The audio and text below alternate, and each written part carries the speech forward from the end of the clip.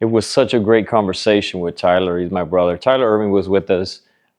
We talked about life. We talked about football. We talked about business. We talked about ministry. We talked about cars.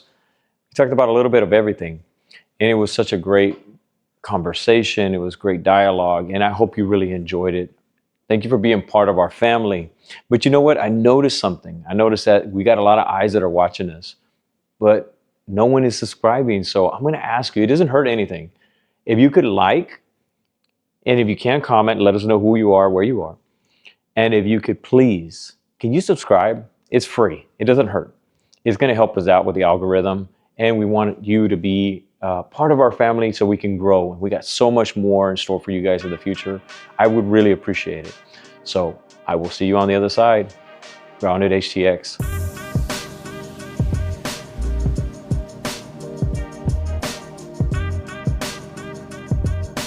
So I'm so happy today. I got a friend, brother in Christ. He needs no introduction, but I am giving him a formal introduction. I'm sorry. And I'm really excited for him to be here. I'm glad he accepted the invitation to be here. To be honest with you, he's a very busy guy. A lot going on in his life. And before we get started, I'd like to do an official introduction of this young man beside me. His name is Tyler Ervin. He was a professional football player for the NFL. Graduated from San Jose University. Go Spartans, right? Yeah, that's it. Yeah, all right. He was running back and return specialist. Notable award in 2015, second team All-American Award, 2015, first team All-Mountain West Award. Drafted in 2016, was 119 pick in the fourth round. He played for the Houston Texans. Go Houston Texans, obviously. He's got signed on to the Houston Texans. He also played for Baltimore Ravens, Jacksonville Jaguars, and the Green Bay Packers. We'll talk about that in a little bit. Cool stuff, man. I mean, NFL was the initiation, and we're going to get started, man. I'm excited that you're here. Where do we start, man? Let's talk about your life in football first, and then we're going to tap into life. We're going to talk into career outside of the NFL. We're going to talk about family. We're going to talk about ministry. It's a lot, a lot going on, man. So, well, let's begin. Begin. First, really quickly, can I just give you a handshake for? Yeah, man, for sure, bro. Like my brother, man. Brother. All right, you're my brother from another mother, man. We immediately connected, man. You know, let's talk about how we met, bro. Why don't you tell them how? Yeah, man. So you worked on my dad's truck. My dad was in town. My dad's a GC, so he's doing some work and whatnot. Like he's okay. So it's so crazy because I'm sure we'll talk about some of the stuff later. Right. But I had bought a apartment complex. He was like helping me with that first renovation, kind of getting some of those units fixed and all that kind of stuff. You ain't gonna trust nobody but your dad, right? So he came in. Sure. He drove his truck all the way from California. That's right. Like it's like a 20-hour drive, and you've seen that truck now. And Dad, I love you, but you know the truck a little bit older, but it made it, right? Bro, that's a solid truck, bro. Yeah. But he came help me out, but he needed a little help getting back, right? So, but you came through. I got your number from who did I get your number? Chris York, yeah. And he was like, yeah, it's my guy. Yeah. I'm like, yeah, but that's what everybody says. Is he good? That's why I asked him out to say, hey, like, is he honest, genuine, and good? Because mechanics and stuff like that, most of them are like, most of them are crooked. But you came through, came to my house. You're like, oh, we just need to fix this, this, and this. Fixed it. My dad made it all the way back in that truck. Still to this day, Danny, guess what? Still running. Yeah, I think the odometer stopped working after 300 something thousand. Yeah, right? But the truck has easily got at least like who knows, man, 300 to 400,000 miles. I'm certain it has like 400,000. Yeah, it's a Chevy Silverado. Vic has a Chevy Silverado, like hitting almost 200. So he's behind the scenes, like he can contest to that, like the LS 53. Yeah. Man, that was crazy because I didn't know who you were. I didn't know anything about you. I just you hollered at me and you said, "Hey, man, Chris, give me your number. Can you help me out?" I was like, "Sure." I mean, like, yeah, I'll take care of you. And then we got to know each other, and I obviously I love what I do. I'm good at what I do, and I love what I do, and I love being available to help people. And then that kind of just opened a friendship, Mm-hmm. And I have questions for you. I was like, man, this guy ain't no Yeah. normal mechanic. He's different, right? But I had questions for you. I think I came to your shop, Yes, you did. if not like a week or two later, and I ain't have nothing. I ain't just stopping by, like, hey, what's up? How you doing? You know, but you started saying things and asking me questions. You had an interest in me that I think that at the time in my life, I was like, man, I needed conversation. And Yeah. we were having those, and that was a great thing. So Yeah, man. It's crazy because um it happens so many times that I'll pull up and I'll open the hood on a car and then open dialogue with the customer. And really I show up to fix a car, but we end up sharing something about Christ or something about life. And it's not to be like, oh God, like I always tune into the spiritual things, but sometimes you really do have to kind of read between the lines. And that's kind of like what happened. Like you showed up to the shop, we had a conversation till real late at night. And from there, we just like, we connected.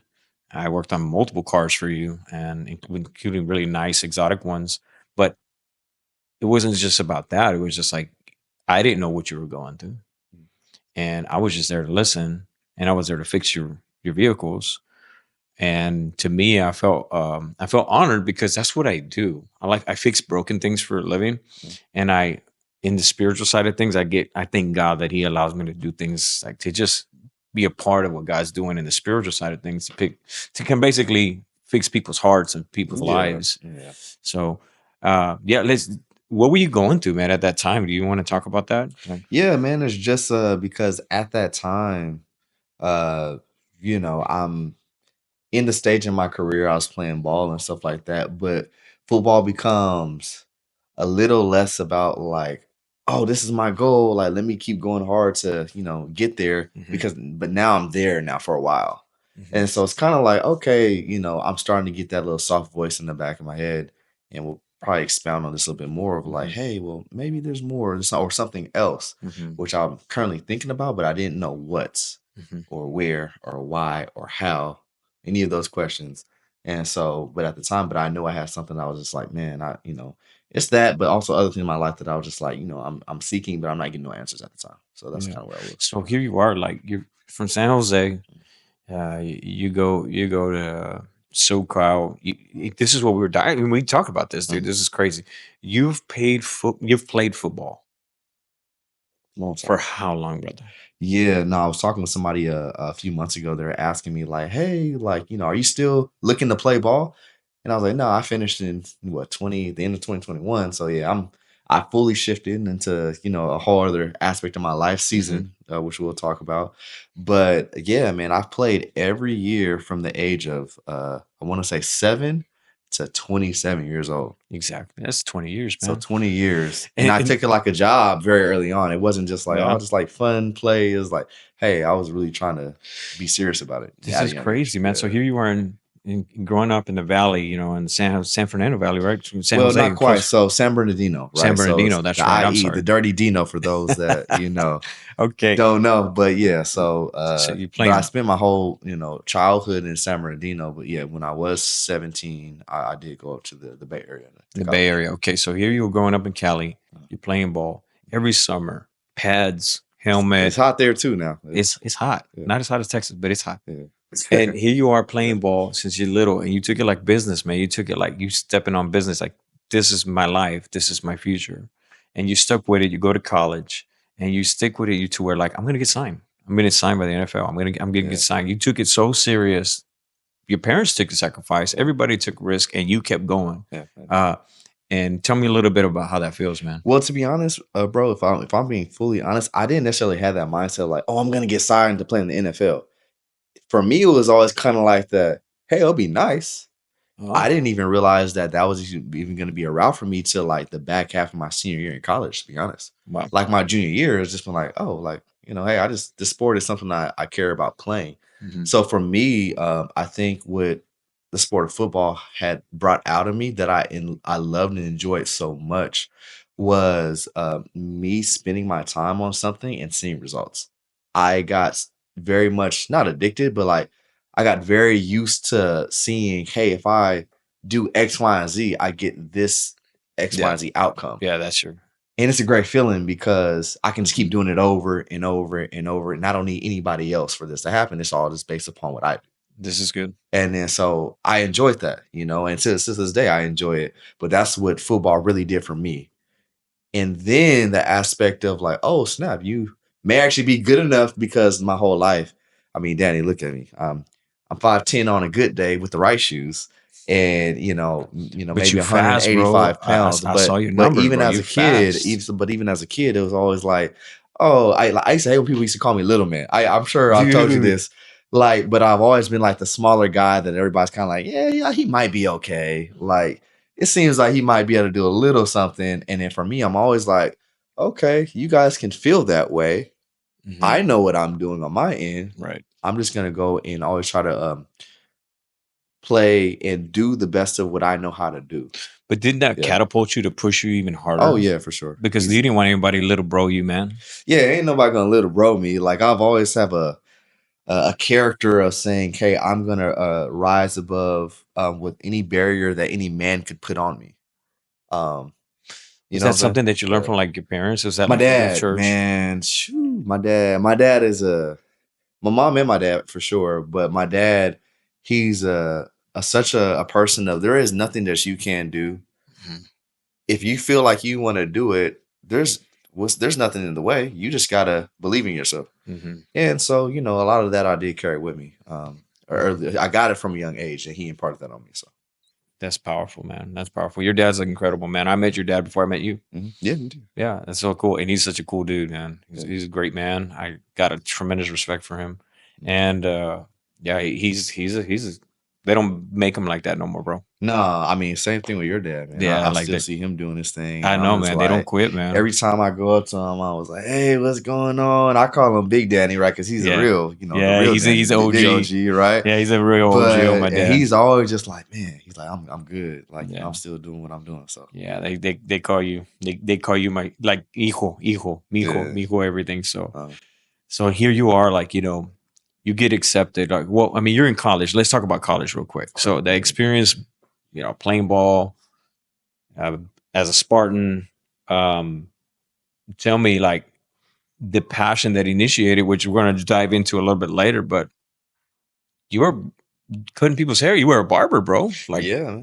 really? Like, so in high school, it's crazy. So in high school, I mean, I'm gonna just be honest, right? And we talked about like, Mhm. hey, we're just gonna be just Yeah, everything, be yourself, right? man. It's So open. like, I've always had like a natural born hustler side of just how I've learned to just get by in life, Mhm. right? As a young person, and it's crazy. Like my mom was even talking to me and just kind of we were talking about some things about like how I was when I was a kid. Now that I'm a father, she's like, "Hey, you're like da da da." So, but one aspect she brought up, she like, "Yeah, you were the only child that wanted to get a piggy bank and put stuff in it constantly, and didn't just want to just like, hey, like get a That's dollar cool. and just go spend on candy." Like I was like, oh, but so in high school, right? When mom and dad's like, hey, I'm not just about to buy you X, Y, and Z, right? And partially because they couldn't, Yeah. And at the time, I'm like, man, this guy got these Jordans, man. Yeah, I want some Jordans too, right? Yeah, I want some J's. I want Yeah. some Jordans, but mom Yeah. was like, look, I ain't getting them, so figure it out. Huh. Well, how do I do that? So that's when my mind starts to be like, well, what do I know how to do? I don't know how to do something, but let me figure that out. How do I get to know how to do something? Mm. And then so, I find barbering, and that's a whole story of how I find it. Maybe that's for another podcast, but I find it along that in selling candy alongside, selling just whatever I get my hands on. I then go to selling cars, go to pick Copart. My neighbor knows how to Yeah. fix them, right? Cool. 50-50. I find, I find the car that you fix it, we Mhm. split some profit, and we just put that on rotation. So I'm learning business from a young age. Yeah, man, you're and a I straight loved up it. entrepreneur. Yeah, I loved it because it's just like I'm good at it. And so barbering was one of those things that I picked up. But the thing about barbering that what I actually did like was, hey, I can interact with people. Mhm. I can talk with them. They're smiling. They enjoyed the service that I did. And this is what I tell the students that I have now at the school. It's just like, when you actually care about people, you're going to want to talk to them and make them feel better. And barbering was actually a way because I do care about people. That's one thing I noticed about myself. Even though I don't talk to people all the time, Mhm. I have a huge heart for people. And then so barbering was like my first glimpse of me being able to enact on, I think, something that God placed inside my heart. That's cool. And then so I took it with me when I did go to San Jose State.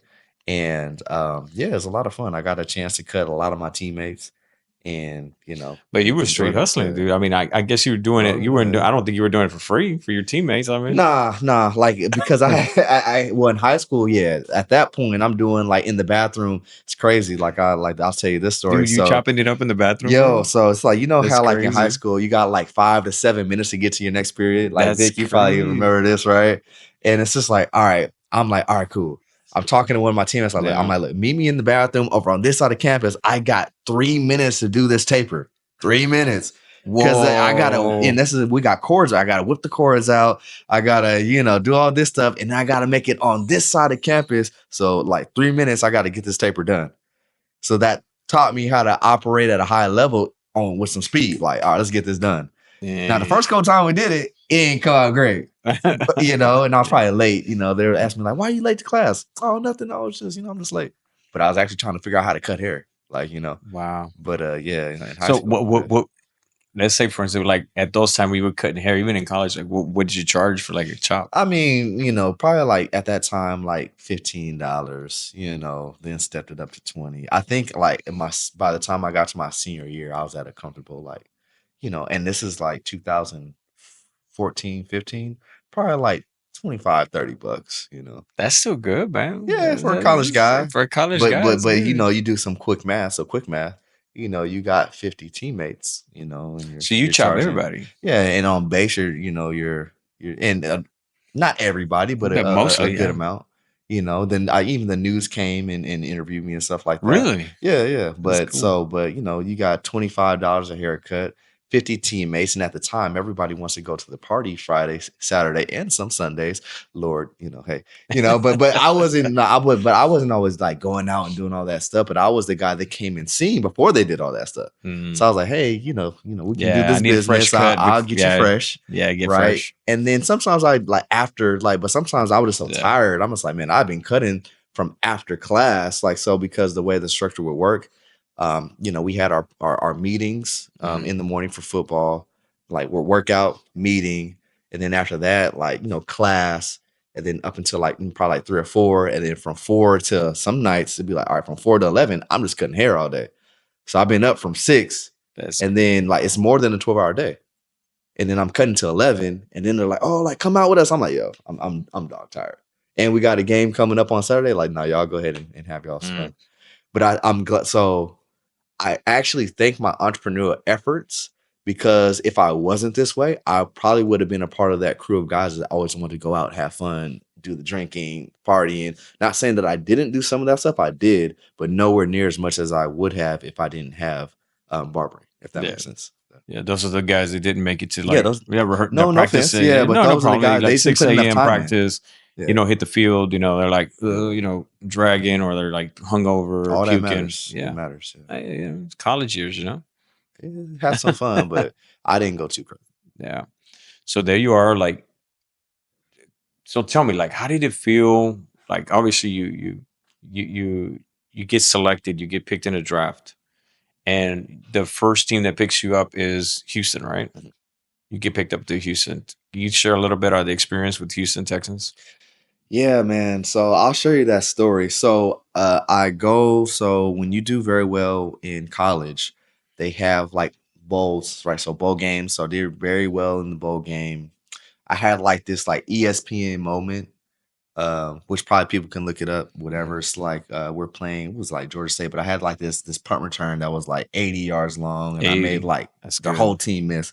But it was like a ESPN moment, like I don't know if it was like top 10, but it was, something like that. Yeah. And so like after that bowl game, it's just like I got people, random reporters calling my phone, like, how you get my number? Like, But so they have a thing called the Senior Bowl, where all the top guys in the nation go play in this bowl game. And so once again, I do pretty well there. And position you're playing. Yeah, so so I'm playing, running back, punt return, kick return, all that kind of stuff.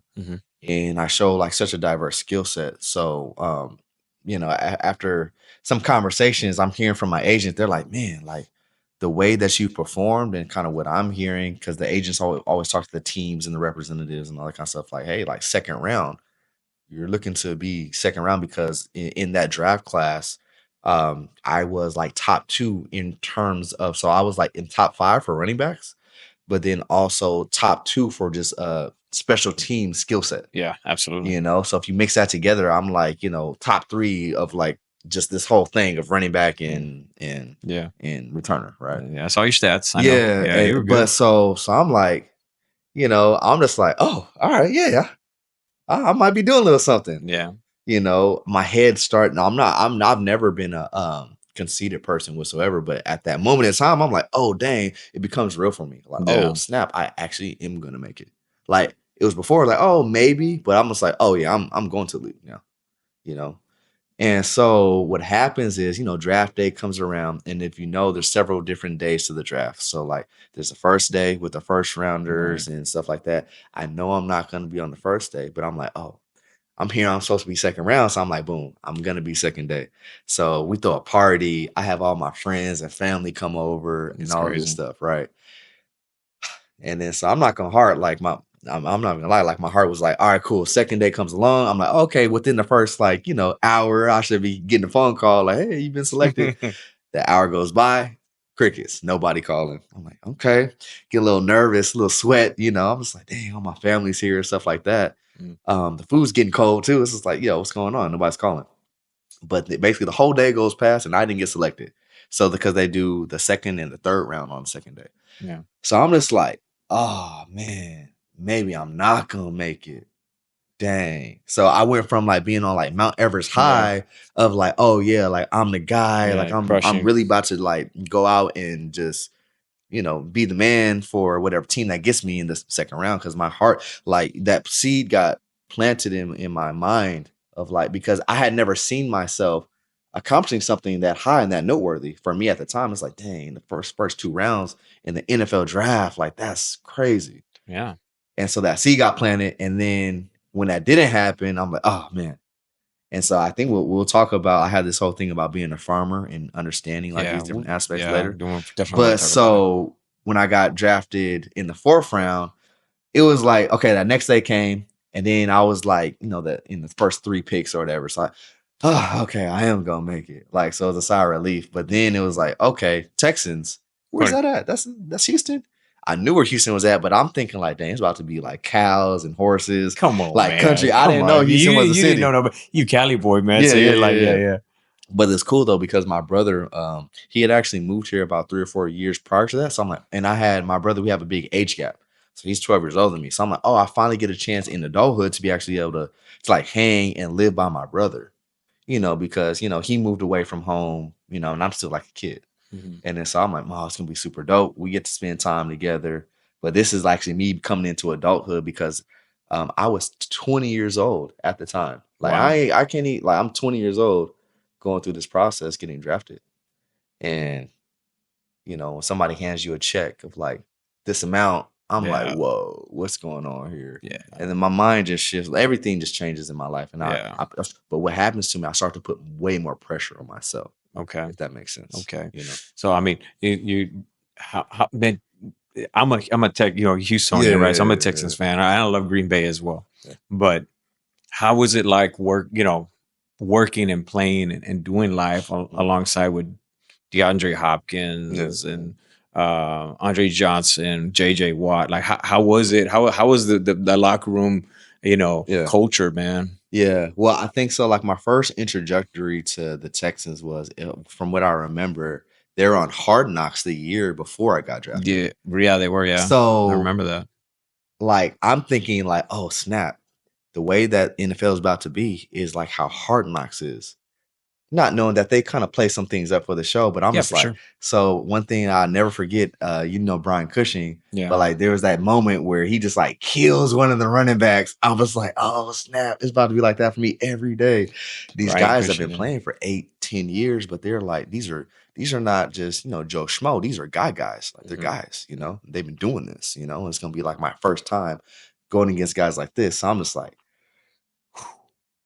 all right, how does this even work? But so I'm not gonna lie, I had built up a lot of confidence in college because I was able to display a skill set and I had success. But I'm not gonna lie, I got a little nervous because I'm just like, oh, this is like the big time now. Like they're actually paying me to be here. So I actually gotta like really make sure I do well. So like I said, I definitely put a little bit more pressure on myself more than what I think I should have because I think that affected the way I played, especially my first year. But what I will say is it was a culture shock because I'm just like, oh, this isn't just a sport no more. This is business. So you've got meeting after like the meetings are way longer, more meetings. There's more things for you to know. Your mental acuity has to be a little bit higher versus like, hey, here's like these batch of 20, 30 plays. Just get you these gotta are learn good. these plays. It's like, no, you need to learn this play and this variation, and we'll go to this if this doesn't happen. And you got to be able to read this while you're looking at that. And it's just like, and you got to watch the film hours and hours and hours, and then go do the walkthroughs and then be perfect on the practice and then do all that for the game. And I'm just like, yo, just like nobody told me it's like, it's work. It is work. So, but I love work. I was like, I was up for the task, but it's just the culture of like the way that people handle it. Sometimes I didn't like the bureaucracy of the NFL. Oh yeah, there's a lot of that. There's a lot of that. And then so kind of being on the forefront of being a guy that they drafted, but at the same time, there's certain bureaucracy because I might be better than somebody else in particular things, but they maybe been there longer or they're paying this guy a little bit more, so they got to play him more. Yeah. Like I was dealing with that too. I'm just like, that's messed up. In college, I never had to deal with that. It's just whoever's best is going to play. Yeah. And so, and then, you being a smaller guy, I had to deal with that because same thing, these guys that are like, they're built to play football. I don't like, to be honest, I don't think I was ever built to play football. I had a heart to play football. Like my heart was so big that there's no obstacle that was going to be in the way that I couldn't push through. And you made it though, man. Yeah, but there's some guys, I'm talking about like the physical physique. They're like, they're just built to play the sport. They're built with like ease. studs. Like, you know what I'm saying? Yeah. So like you saying, like guys like DeAndre Hopkins, they've got this incredible skill set. Obviously, there's a lot of time and effort in practice. Him, JJ Watt, guys like that, they put a lot of time and effort in practice too, but they're just built for things like this, right? So I'm just like, man, I'm playing with these guys. I'm learning a lot of good things from them too, like how they approach the game, their mindset. And then what I learned from these guys that are older having success is like, yo, this is a man's sport. Either you're going to get with it or get lost.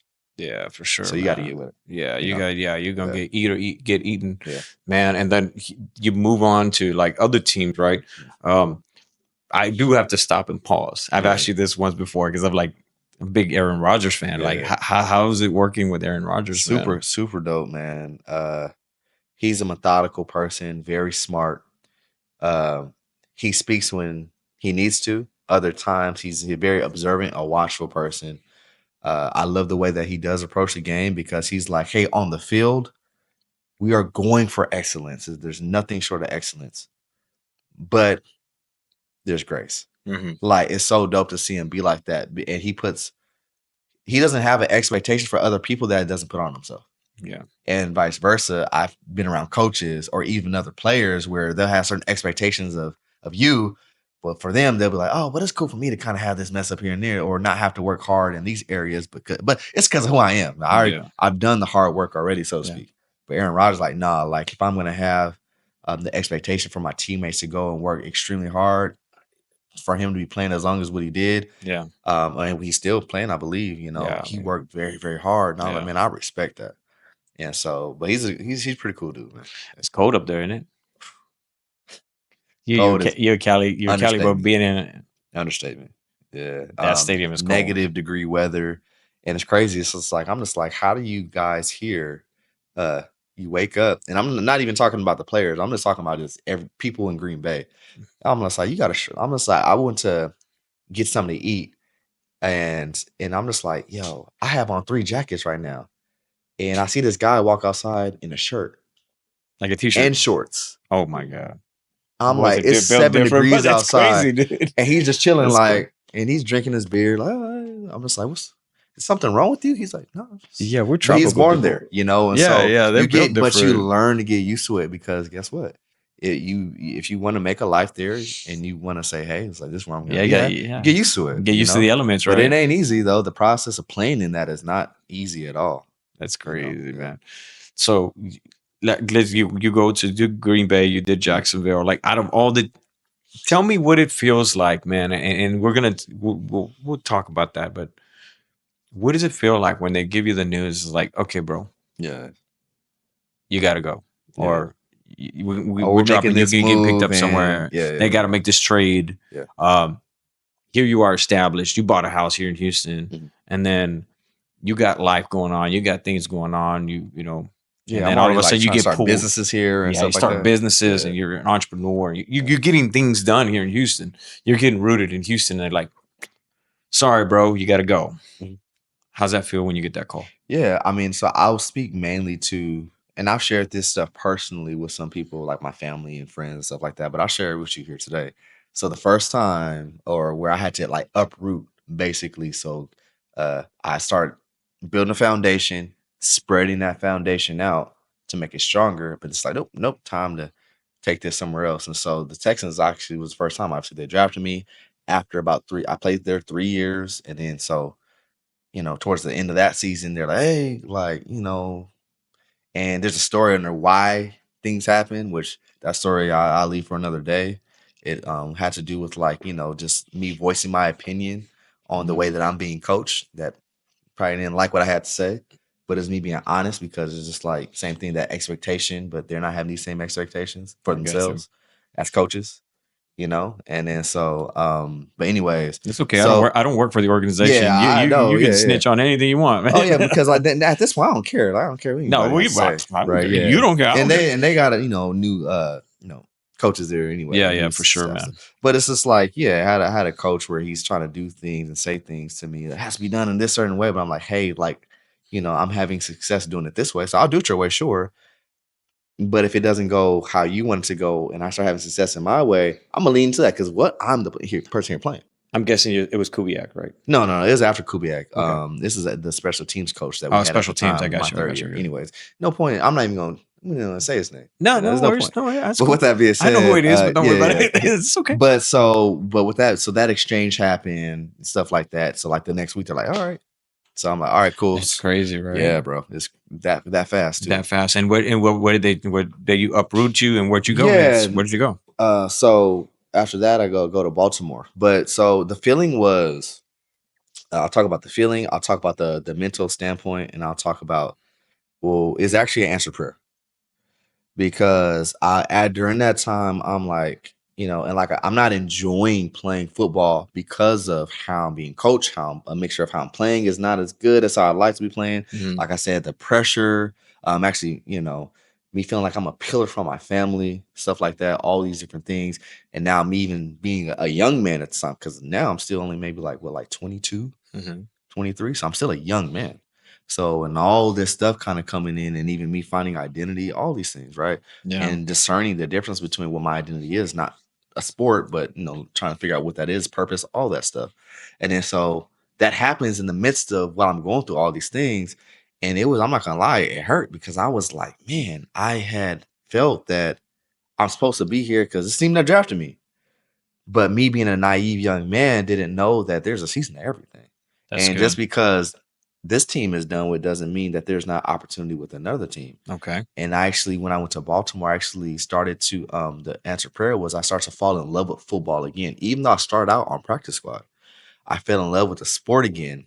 But the way that they ran the practice was different. The flow was better. The type of players were, more of a camaraderie there. Camaraderie, So yeah. I like that, because certain aspects of the Texans was no camaraderie, when I was Strictly there, business. certain times, and A lot so of it's just strictly like, business. it's like I said, it's just like, it's all business. I'm like, what happened to that? I enjoyed that a lot.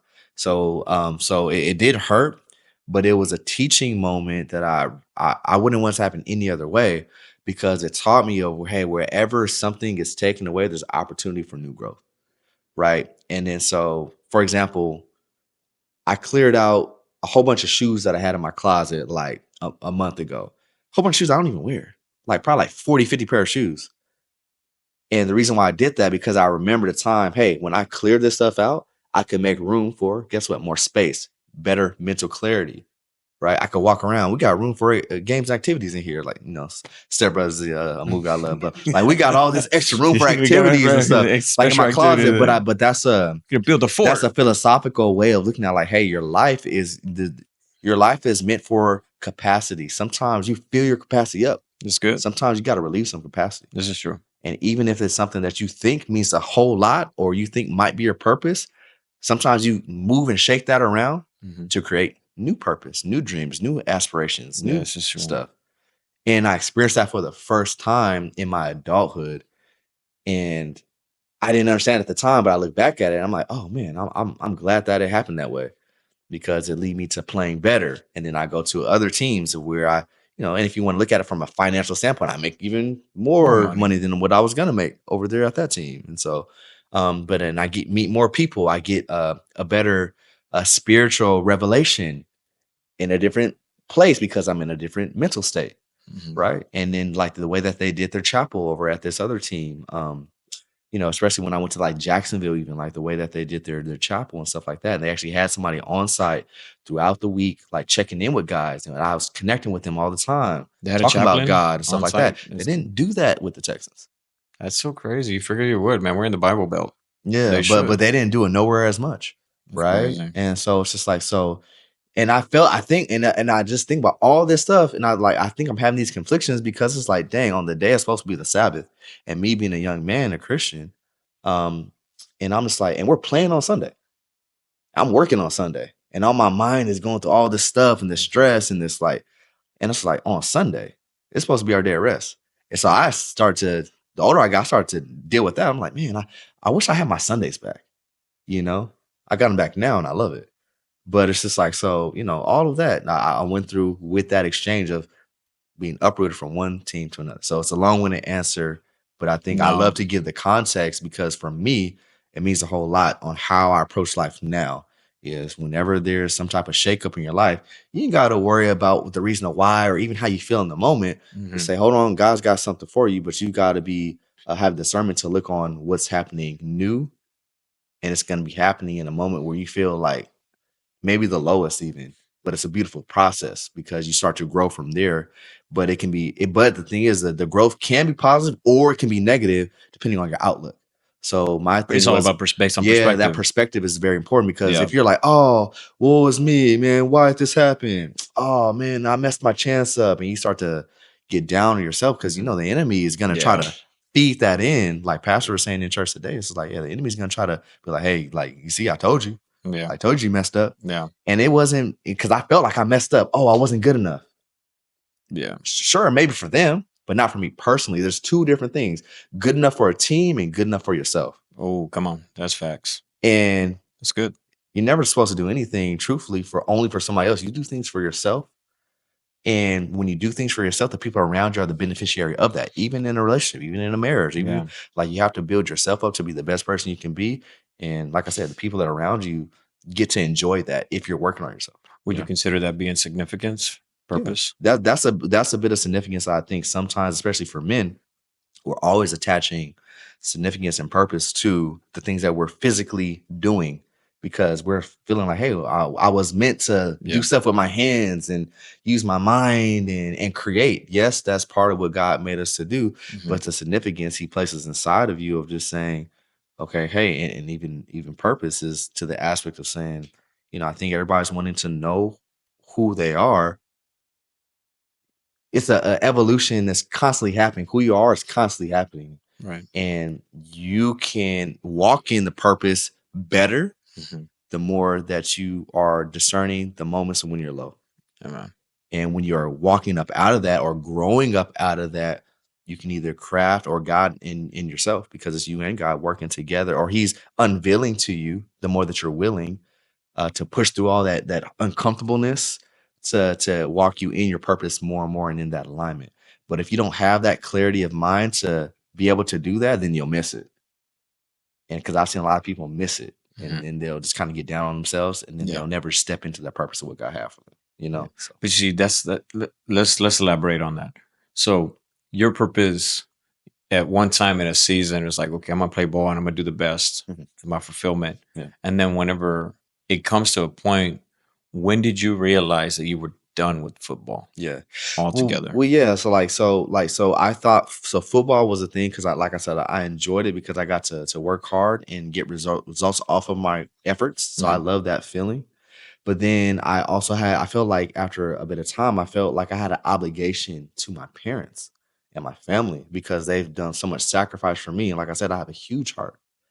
I love the people that love me, and I love people sometimes that don't love me, right? Well, I love people that don't love me. We're supposed to, right?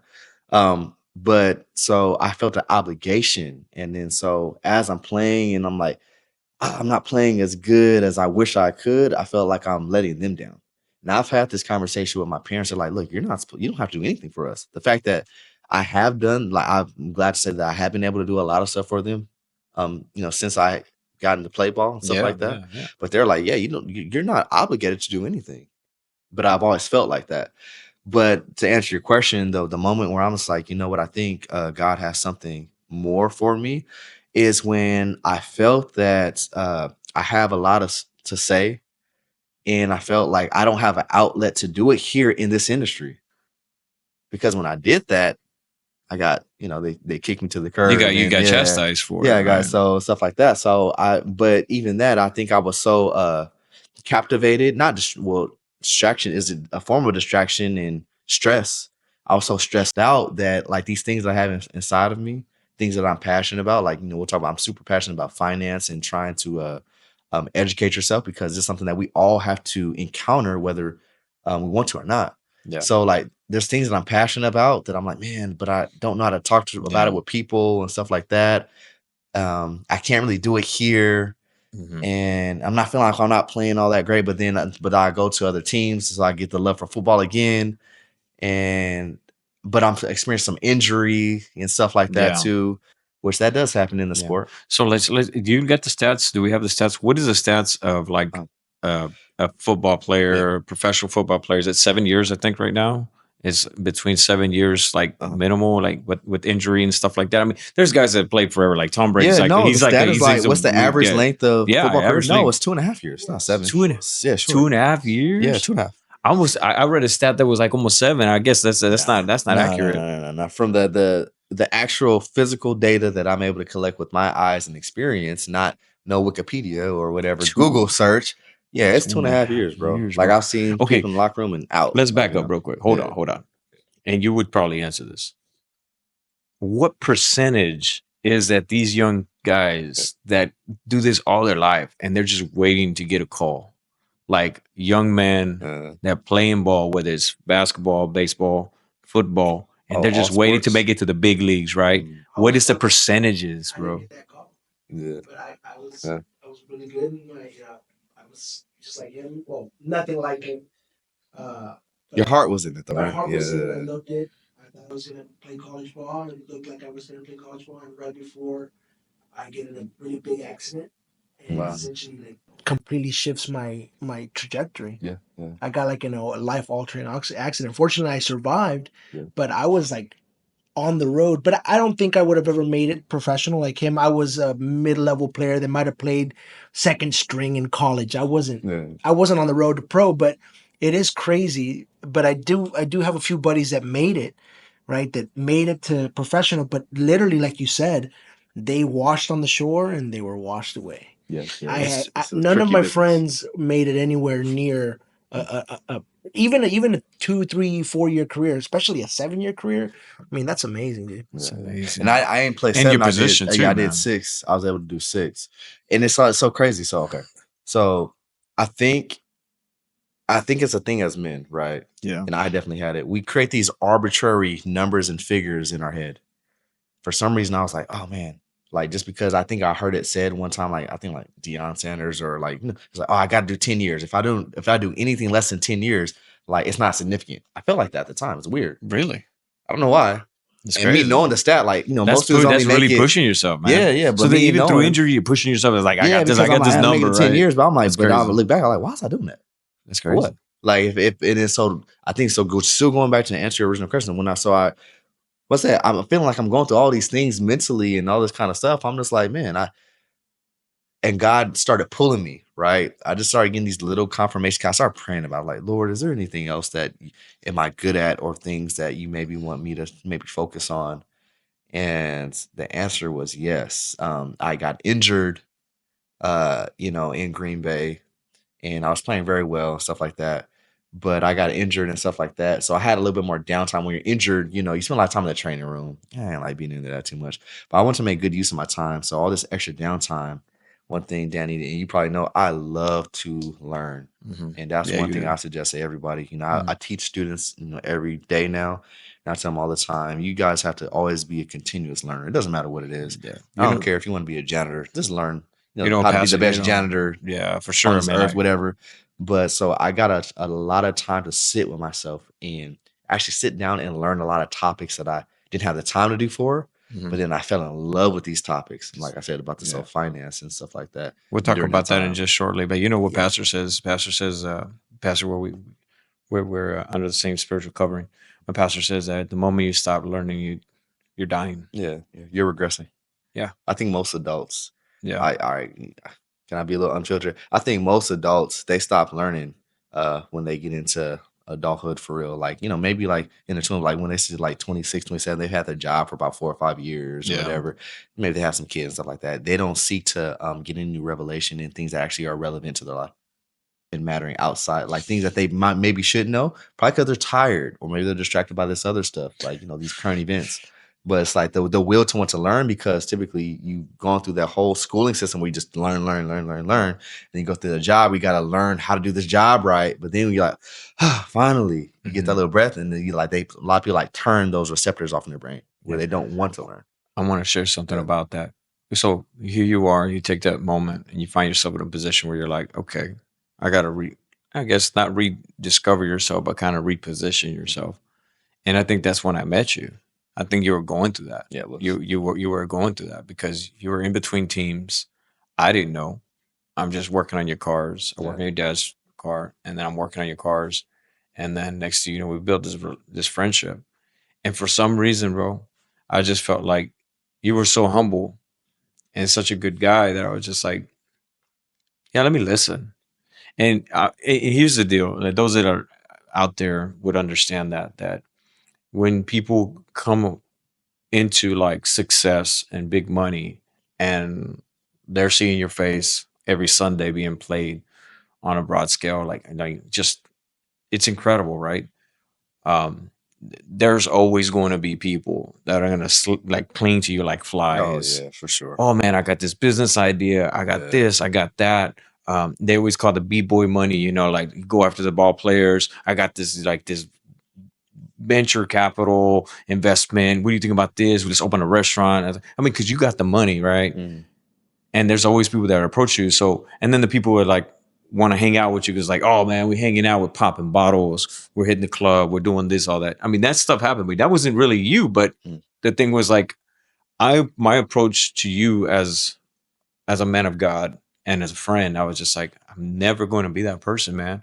Like never going to ask for like clout, like hang out or like, hey, check this out, man. I get somebody like, look who called me. Like I would never be that person. It was just, to me, it was more of a, man, this guy, he really needs a friend.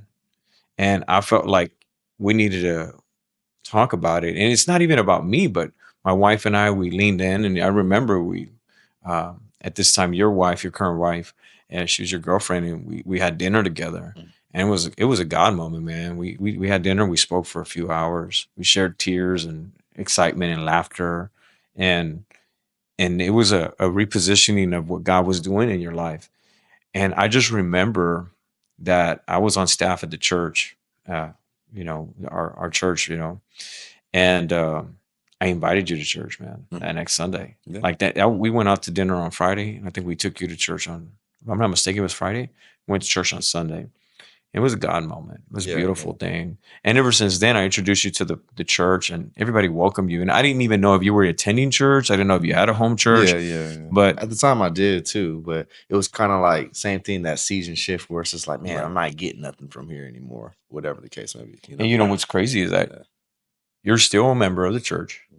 You have lifelong friends of that church. You have an expansion of growth of our connection and our circle. And you're still Tyler. You're still my bro. Yeah.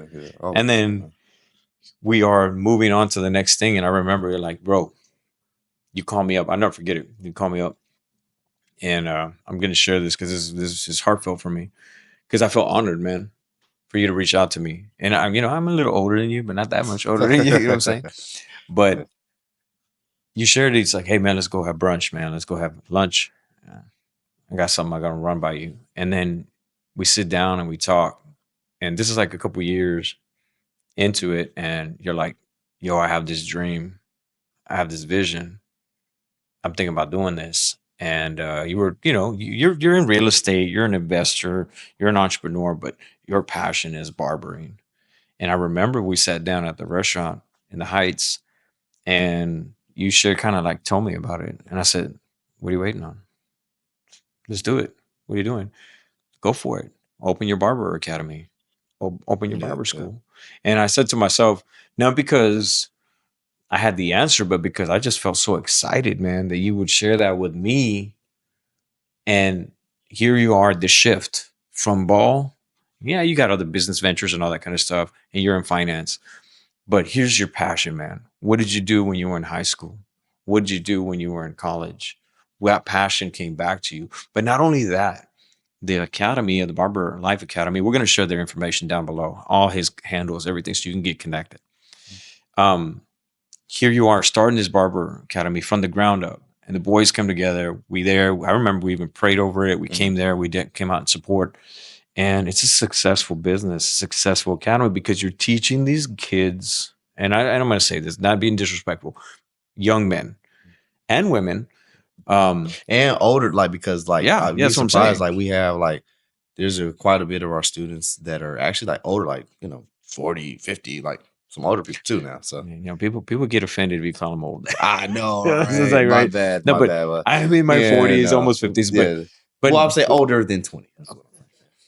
season, not kids, season. Season. Yeah, Okay, yeah. All right. so here we are. You get all these students, man, but you're teaching them life skills, man. Okay, so you're teaching them a trade. You're teaching them life skills. You're teaching them about finance. You're teaching them about marketing. You're teaching them about entrepreneurship, business development, character development, communication skills. Yeah.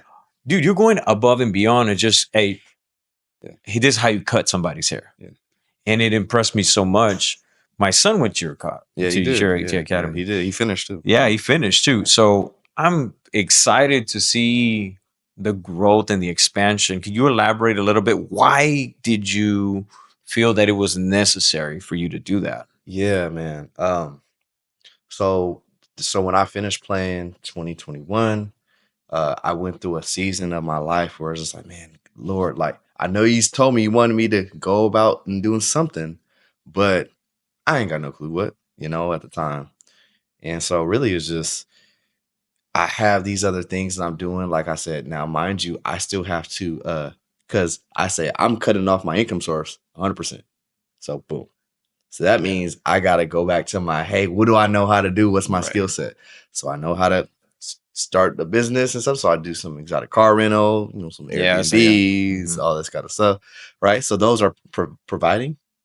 But as I'm praying and going through this season, it was like fasting in my life. It was just like, yeah, but these ain't it. Like, sure, you can financially take care of yourself and these may do well. Sure. But this is not it. This is not what I have. Because I wasn't getting the fulfillment because there was no interaction. You know what I'm saying? It's just all transactional.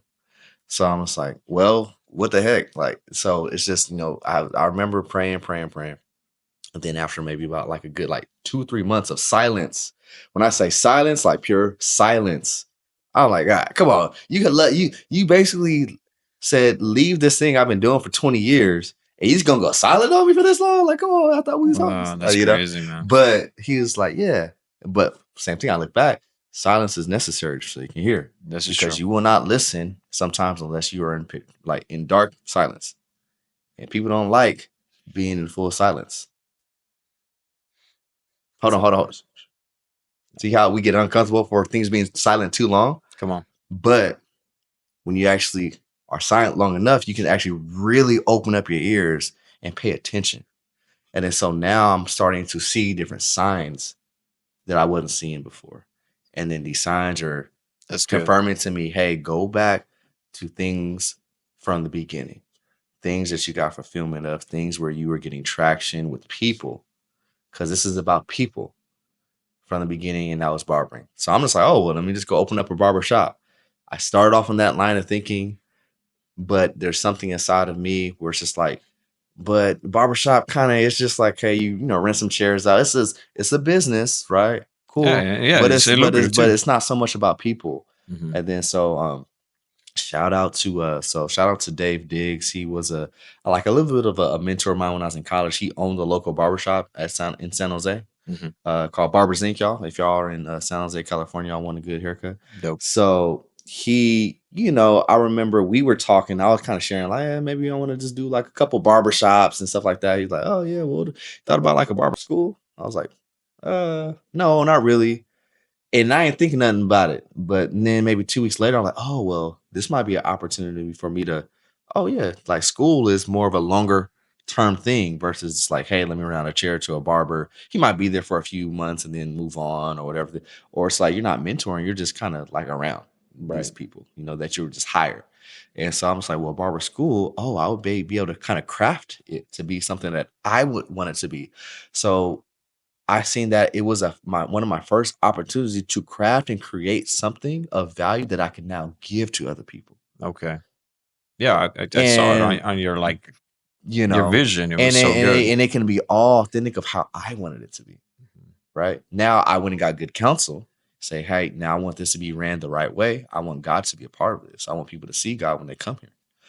But I could inject any bit of what I want into it. So some of the things I learned from, you know, being an athlete, the character things that taught me, like the resilience, like you have to be able to be resilient.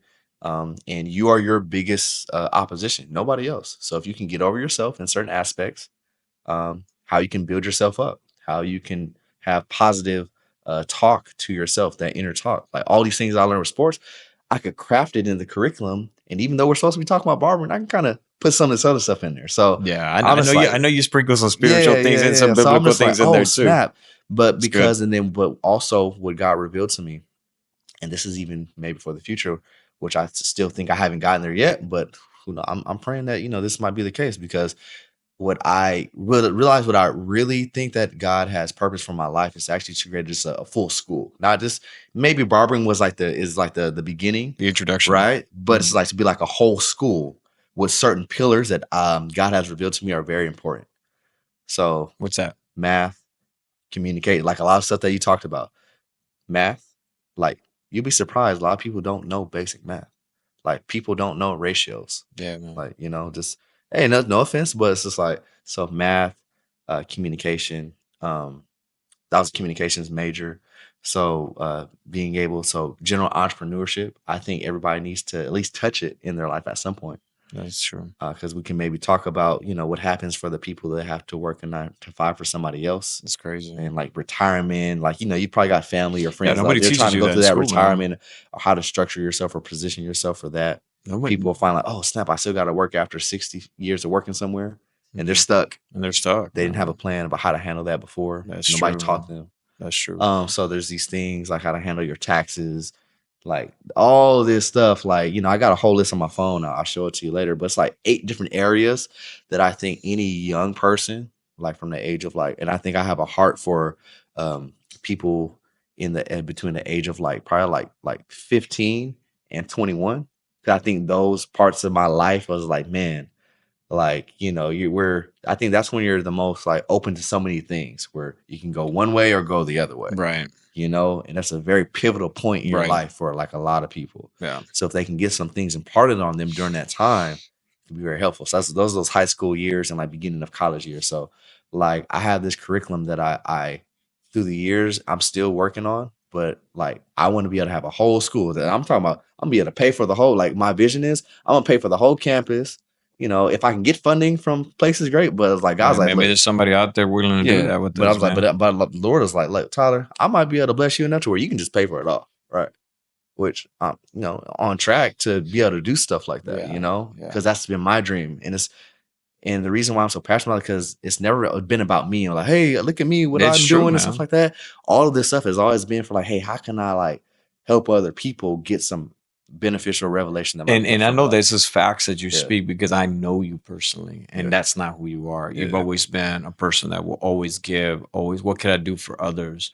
And that's what draws people to you, man. You know, and the stats, like I think we're ranked number 28 in the world for literacy. I think it's 27. It's terrible. Yeah. Most people, when they graduate high school, are not even able to read properly or write. They can't have a conversation for an interview. They're a lot of introverts that came about, but they can do dances on TikTok all day long, right? So well, they've been distracted by so many other things that they don't realize it. So much stuff. And they could be, because I talk to my students all the time. I'm like, look, if you guys have a goal or a dream, whatever it may be, whatever context you're looking at it is, understand that there's certain things that are required for you to get there. You being distracted every day for anywhere like the average, like, these are some real stats. Like the average person is on social media, just, I'll call it filler time, right? Where they're just wasting time. They're not necessarily learning something. They're not improving their situation. They're just being entertained. We spend way too much time being entertained than making progress. And if you say you want to get somewhere fast, what's more beneficial? You getting some tools to add to your toolkit to help you, right? Or you being distracted by like the dances, the funny cat videos, the latest things that are going on with the drama. Yeah, and now mind you, like that stuff is cool and funny, but entertainment needs to be we need to allocate way less time to entertainment and more time to purposeful living. For what God has called us. He's put something in all of us, right? And we're so distracted that we can't even get deep enough inside ourselves to look at ourselves and say, what's in there? Right. Because we're so distracted with all this other stuff. Yeah. Can I ask a question? Yeah, go for it. If you can expand on that. If there's somebody out there right now that is watching this podcast and is saying, okay, I'm trapped right now. I got hooked on TikTok. I got hooked on Facebook.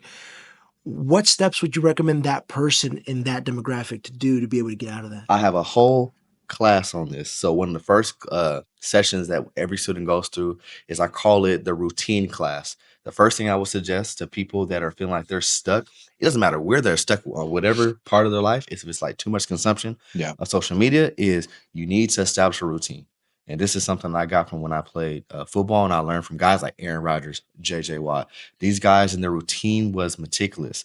From the moment that they wake up, it's like, hey, I'm going to be doing this from 6 to 7. I'm eating breakfast. From 7 to whatever, I'm reading, or from whatever. So then I'm traveling, and then from this time slot, so you have to time slot your stuff and like put it on your phone. This thing called Google Calendar. And so when you allocate a specific task for each hour of your day, you don't waste time. This is good. And you get in the routine of also when you're like, because the thing is, because you have to say, why do people spend so much time? Because they're like, oh, I don't have nothing to do. Well, if you make something to do for your hours, you'll probably be less susceptible to just go on your phone and start, doing all that stuff.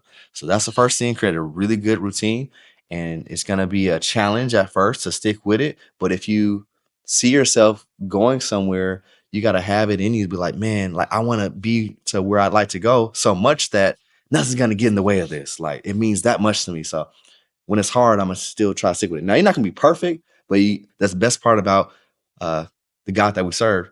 He has the moon go down and the sun rises every day. So every day is a new opportunity to stick with what you had either promised yourself or what your goal is. Okay. Right. So there's room for grace, but guess what? But there's also room for resilience and stick-to-itiveness. Stick-to-itiveness.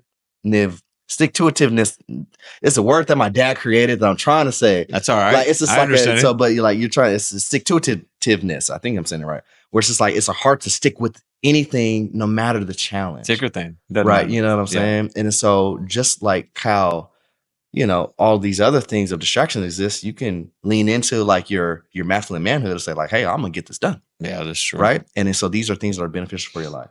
And then so routine, and then the other thing is literally do not sleep with your phone next to you. That's so most people, if you think about it, you go to sleep, your phone is right there. You got the blue ray. And so I learned this when I was playing, like these phones emit like a certain light that makes it harder to sleep. First of all, your sleep is more messed up throughout the night because you're going to sleep on your phone, whatever the case is. So you're not going to feel rested when you wake up. Yeah. But what's the first thing that everybody does when they wake up? Oh, what did I miss on Instagram, TikTok, my emails? You're already worried about work and all this other stuff. And I am susceptible to this stuff too. And I even have to like check myself like, hey, stop. Yeah. It's a battle because there's forces out here that's really trying to put this stuff in our face constantly. Yeah. But this is where we have to have the discernment, the willpower, and to pray about it and pray. God, help me work through this. This is true. Right? So I can start building good foundations for my life. Because now I can sleep better because I'm not up on my phone all night. That's true. I tell my students, hey, why are you late? Oh, I was up. Why were you up late? Well, so you have to say being on time to class should be so much more important than the filler time that you wasted last night not sleeping. Mm-hmm. So when you try to exit stuff out purposefully, because you want to make it somewhere on time so you can give your full effort, you have full energy, right? You'll realize that this stuff is in the way. Yeah. So you got to push it out the way. Mm-hmm. The more you get in the habit of doing that, the better routine that you can have, the more success you can have. This is good. So that's what I would suggest. So prayer. Great question. So it's routine, and prayer, and then you're probably gonna maybe need an accountability partner to really, really get with, because an addiction. At the end of the day, it's an addiction. So those 3 things can help. Well, 4 things, and just don't sleep with your phone next to you. Put it on the opposite side of the room. You can put your alarm on, and then say and make an ode to yourself. Hey, the first hour of my day, I'm not going to be consumed by the world. The first hour of my day is going to be for me, my quiet time. Maybe read your Bible, your family. Get some good food in you or something. Hydrate. Yeah. Then, because you got the other 23 hours to handle all this stuff, especially as a man, right? All this stuff that we always got to take care of. Use the first hour of the day for the most important things. So, whatever that's going to be different for everybody. But for me, right? God, myself, my family, and then I'll worry about all this other stuff. Yeah. But TikTok and Instagram, that's like maybe on the back end but I have a timer. I got a lot of stuff on this because I'm realizing more and more stuff because I tell my students on Instagram, there's like remind yourself, you can set the max for 15 minutes. I had per day, 15 minutes max. Are you serious? And it's going to say like, hey, you fulfilled your time on this app, close it down, and I close it down. Boop. So my 15 minutes That's pretty cool. So you can look at, so everybody in the audience, you can look at your usage and say, how many hours of my day am I giving to this company that's just making money off of my eyes and my attention? That's all it's about. It's just business. It's just business. But let's talk about business real quick. We'll go into that. I don't want to finish by not even tapping into this. I need you to tell me about the farmer. Oh, okay. Well, so we've had this conversation. I love it. I know you're going to benefit from it. Tell me about the farmer. So everybody, I always ask the question, hey, have you ever seen what a farmer does or how a farmer lives their life? Mm-hmm. Because we're all living a life. So a farmer lives their life in a particular way. Their whole goal is to grow a crop of something. So there's purpose on, like, they're not just out there just doing stuff just because. They're trying to get a yield. That's a finance term also for those that are interested in finance. But their goal is to get a yield. So to reap a harvest of something at some point. But there's a lot of work to be done first. Right. There's a lot of things you need to know first. Right. Like, hey, there's better seasons to plant this versus that. Right. And so it's just like, so for example, if your goal is to get a yield or to get somewhere, a goal, dream, right? There's subsequent steps that you need to take, some understandings, and a lot of it is just time of maturation. So for example, a good farmer knows when to plant, or basically a good farmer, first of all, knows how to assess a soil. So what does that look like? The first thing that you need to do is look at your surroundings. The people, the environment, the things that you look at, the things that you hear. You need to assess your soil of life. Is this a soil that's going to help me grow? Okay. You'd be surprised when you're looking for purpose. The answer is no. A lot of times you have not cultivated a good soil. And that's the best part about being able to have legs and being able to move around or being able to have free will. God gives all these things: hands, feet, legs, free will. We could get up and move mentally and physically and emotionally and say, hey, I want to plant my soil here, or I want to get in this good soil over here. Okay. Better people, better conversations, better things that you're looking at, better things that you're hearing, right? This is good. So you assess your soil, you get in good soil. Then, okay, I know I just don't need to just start go, because we're thinking like, oh, let me just go right now as soon as I get the revelation. Now, sometimes there's a waiting period before you can plant the seed. Mm-hmm. So, but in that waiting period, you need to learn about, what do I want to crop? What do I want watermelons? Do I want, cherries or asparagus or whatever. What do I want? So there's a learning period before you start planting seeds. Okay. Mistakes that we make is we start planting just all kinds of stuff, or and we're like, oh, it's gonna work out. So that's when we're too quick to plant. And then when we don't get that yield or that harvest, like right away, not even noticing, it's like, oh, it's not even time for a harvest yet. We're supposed to be digging still. Right. Or you're maybe digging or you're planting the wrong seed. Yeah. Right. And then we get all down on ourselves like, oh, it didn't happen the way well, you didn't train yourself as a farmer first. So you got to be quiet, sit down and say, hey, what do I need to plant? Once you understand what you need to plant, so learn, get some skills. Okay. Tangible, your mental, your emotional, all of that stuff. And that's so Pastor Steve, he's got a Metron. And I'm so super happy I went to that course. Yeah, great. Where he's just talking about all these, your family, like, okay, what areas of your life, basically, do you want to have some type of harvest in? Okay. So now you get all those put out together. Now you got to start planting seeds. So planting seeds is the part where it's like everybody's excited. Like, yeah, I got this seed. Let's plant it. Let's plant them. But the part of a farmer that goes unsaid is like, you don't just plant the seed and then tomorrow it just grows and you got this big old tree that you can just pick from. No. So let's take an apple tree, right? So people don't understand, like when you plant a seed, an apple tree, guess what? It has to grow down and wide first, and you don't even see anything pop out the ground. Right. So that's all that, oh man, I got to put in this extra time, this extra effort. I have to not do this other thing so I can do what my main goal is, right? Is to, make sure I take care of my seed. You have to take care of a seed. You can't just plant some and not take care of it. It's like any parent, like as I'm learning as a father, it's like you can't, like you have to take care of your seed. That should be your number one goal and priority, right? Because if I take care of this seed, what it can do? It can grow into a tree and then build more of this fruit. And this is like, so now we're getting some biblical text, right? Like, there's fruits of the spirit, right? That we're constantly able to tap into and cultivate. Yeah. So once again, I'm trying to use this analogy of farmer as for your life, basically, for everybody's life. Yeah. And so you got your seed, you're now cultivating it. So what does that even look like? Guess what? There's going to be certain days where it's going to be a drought. Okay, let me go get some water. Let me keep watering it. Yeah. Over and over. Yeah. Over and over. So there's so much repetition of the watering that takes effort that a lot of people just in life, they just don't want to do. That's called routine. Yeah, it's the routine. It's very mundane, but that's how you perfect something and get better at something. You got to do it over and over and over, even when you don't want to, over and over and over. And you can't see it right now because you're like, man, I don't see no tree. I don't even see nothing planting out the ground yet. Yeah. But what you don't see is that it's growing wide, it's growing down, it's growing wide, deep. Yeah. So you're building a foundation. Once you're able to build a foundation, you start to see a little something come out the ground, which is nice because now my efforts aren't for naught. Once again, the Bible tells us that, So it's just like, so now we're in the season of, we're seeing some maturation. So maturing, but we're not fully mature yet to be picking from the tree. Okay. So I've had this in my life where I start to see a little something. I start picking from the tree too early. I should have let that mature more.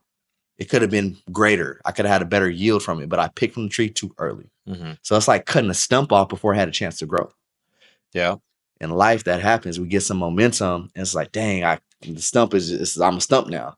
I wish I was still growing. Well, what did you do? What could you have done different to make sure that you mature through that a little bit better? Mm-hmm. And I said all the time, there's immature grown folks. Why are they not mature in certain areas? Because they got they turned to a stump at some point.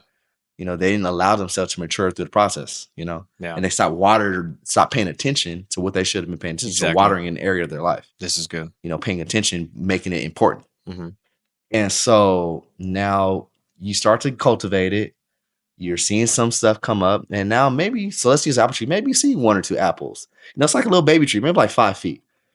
But let's say, you probably see some, have you been to like Napa or anywhere we see some big giant trees and they're like 20 feet tall. That's what we're really all trying to get to. And what does that look like for your life? That's like, hey, I'm actually to a point of like, hey, all of this hard work, all of my efforts spiritually, mentally, emotionally, I can really benefit from a harvest, and it can keep replenishing itself because it's matured enough. Exactly. That's what we all would like to be. Exactly. Family, finance, relationally, all this stuff. And then so you get to this point, you're at like this 5-foot tree and it's nice, but then it's just like, okay, what season am I in? Right? Sometimes we're like, oh, I did one tree. Let me go do 10 more now because I felt that I grew one tree. Let me just go do 10 or 15 more. Nah, you don't need to be worrying about those other trees yet. Keep sticking with your tree and mature it. Because guess what? What gets you from the 5-foot tree? Because at this point, it's just time. You just gotta let time go past. You're gonna see it, you're gonna watch it, you're gonna see it like, oh man, like man, these leaves like are starting to sprout a little bit differently, stuff like that. You're gonna see certain things fall off. And this whole time as a farmer, guess what? You got to keep it away from all the insects. Yeah.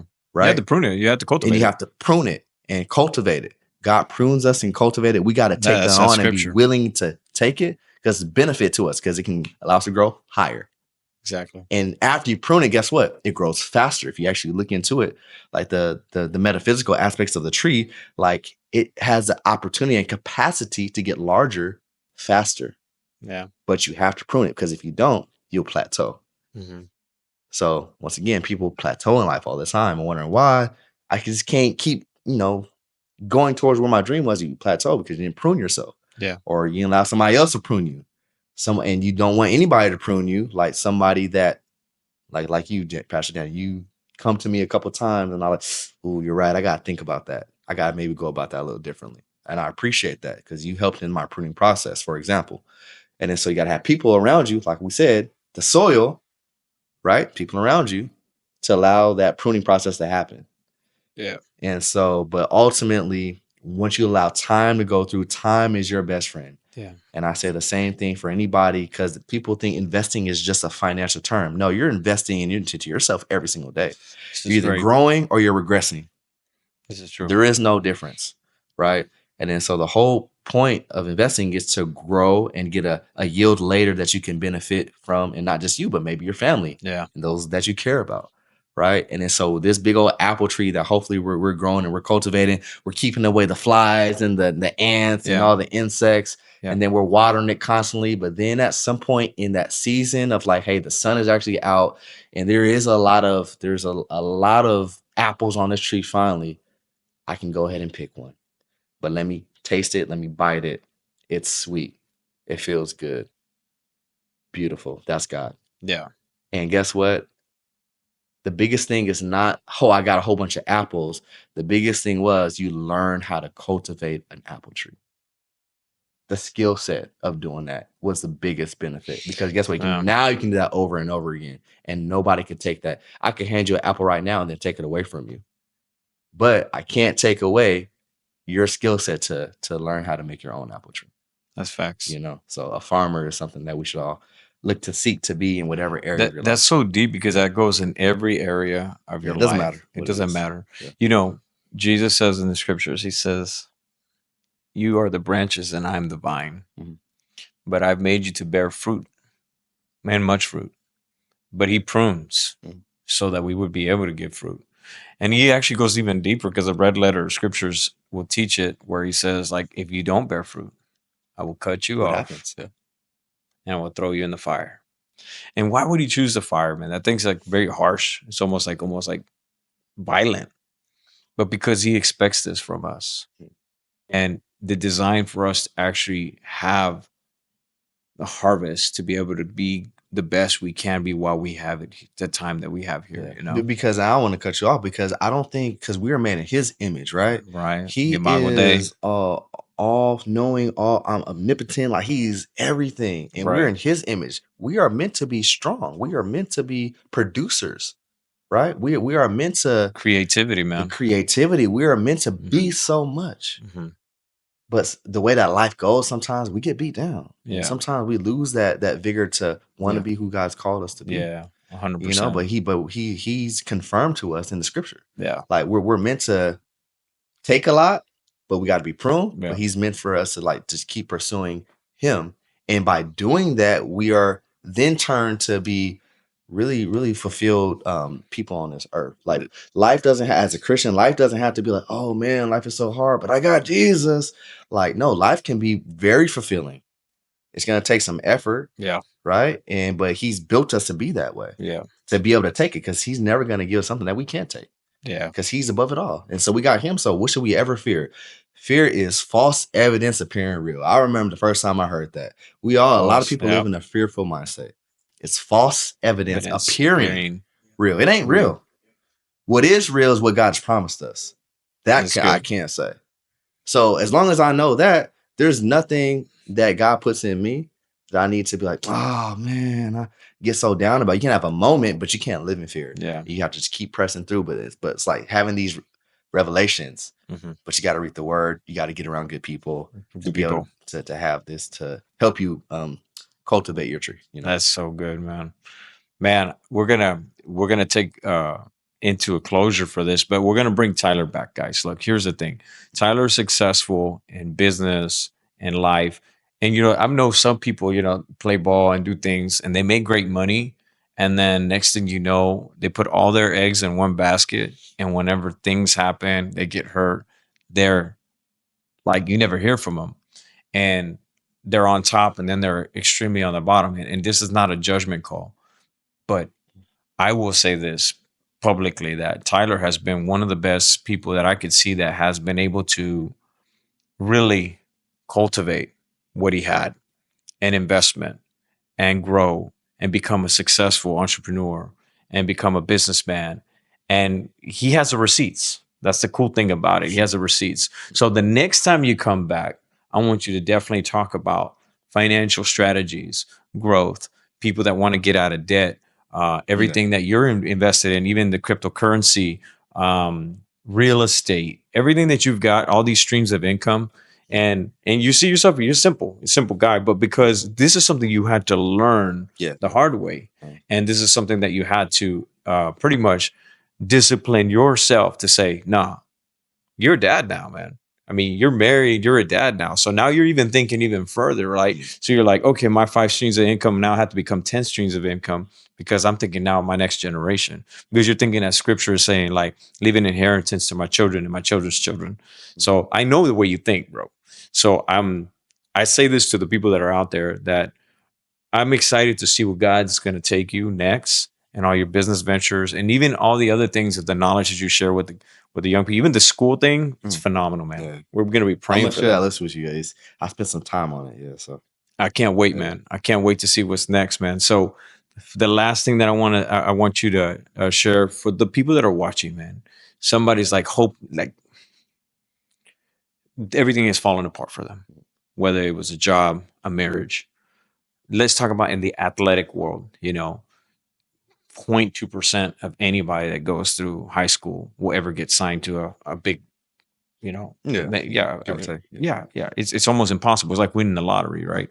But for the guys that put everything into it and they don't get selected, or they don't get drafted, or they don't get picked, or they feel like, I feel like I'm stuck in a dead end job, marriage, whatever it may be, what would you tell them right now that are like holding on and say, I barely have hope for anything else? What would you tell them right now? You could tell them. Yeah, like, so for example, let's I'll keep it in the athletic context, and then maybe for some of the other matters of life. So for all athletes out there, can you believe at some point in your life you didn't even know what a sport was? It had to be unveiled to you. It had to be shown to you, right?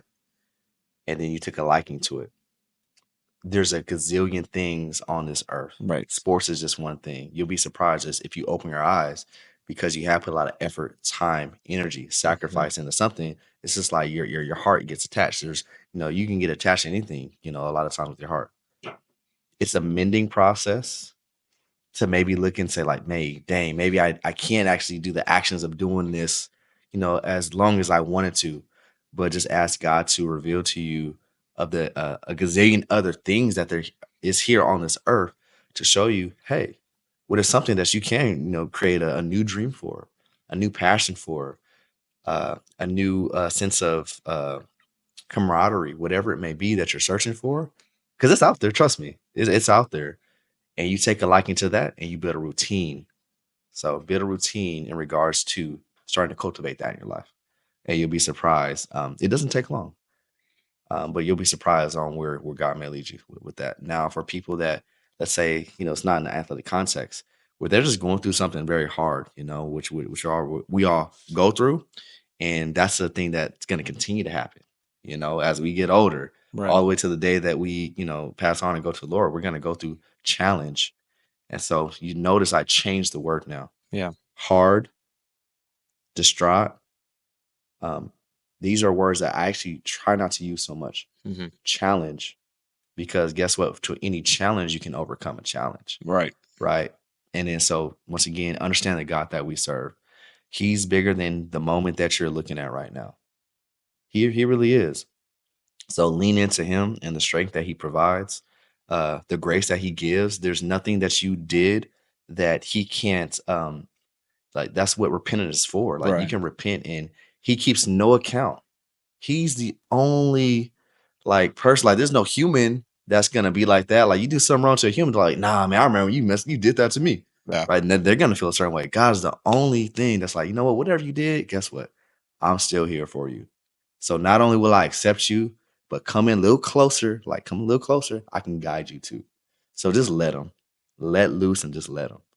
And he will start to mend all of whatever you think is a big thing. And it is a big thing, but it's just a current challenge that the beautiful thing is he's going to raise the sun up the next day and give you an opportunity to walk through it with him. Amen. And that's where you find all the joy, the purpose, the fulfillment, the fun, like all of these positive associated words that we can speak upon and speak it. We all have a voice. Too many people just like, they don't want to talk. And it's very hard to talk, especially like when you're depressed. You feel like you can't express yourself. So if you can't talk, write it down. Write it down on a notebook. And then if you got to do it when nobody's around, and speak it to yourself. Yeah. Now you'll start to build your confidence. And then at some point we can speak to somebody else. Now that thing is in the past. You've moved on, and then you can now progress like how you would like to. So that's what I would say. That's fantastic. Tyler, thank you for being with us, man. Thank you for being here, my brother. Guys, thank you for joining us. If you stuck around to the very end, thank you for being part of our family. We got more guests coming up, more surprises. We got great things coming in the future. And I'm so glad you're with us in this journey. We'll see you on the next time. This is Grounded HTX.